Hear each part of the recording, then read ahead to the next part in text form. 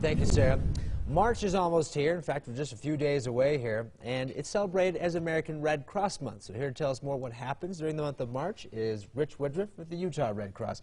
Rich, happy American Red Cross Month. Well, thank you. It's an honor to be here. So what happens during Red Cross Month in March? Well, what Red Cross Month is, it's really a dedication and a celebration of the Red Cross mission and really all who support us.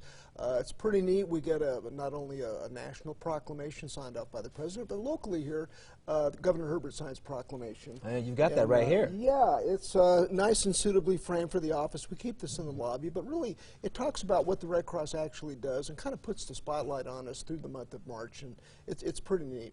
So what's the highlight that you want people to know? Obviously, this is a big deal across the country. This is obviously recognized here in our state.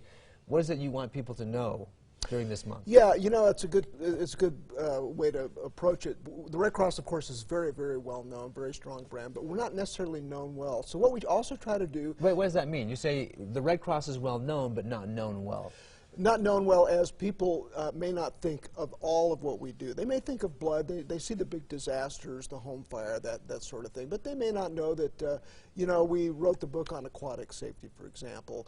We teach CPR. We do training services. We have a lot of involvement with the military through our services to the armed forces, our international positions. So there's basically 5 service lines, and people may not necessarily know what all of those lines are. Right, so you're busy here. The American Red Cross is really doing a lot. We are. Yeah, we're busy year-round. We respond to a disaster about every 8 minutes.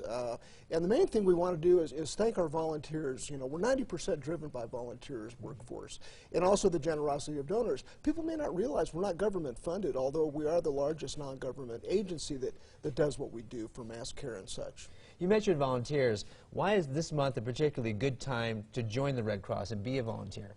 Well, because we're kind of in the spotlight, and we like to remind people that it's the power of volunteers, mobilizing volunteers, and the generosity of donors. So not only volunteering time, but also giving blood. So you can give time, money, or blood. That's kind of the threefold call to action that we like to get out. Sure.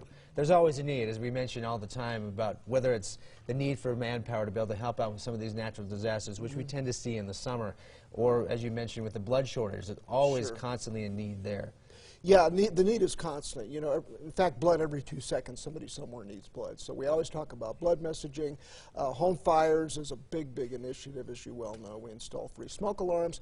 People may not know we've installed 2 million smoke alarms in the last 4 years and saved well over 700 lives as a result of that. So that's part of our mission, too. And the Red Cross really does some amazing work. You know, I've been a part of several celebrations that the Red Cross has put on for their volunteers, and you really showcase and support and really kind of celebrate everybody who's a part of our organization all the way throughout the entire state.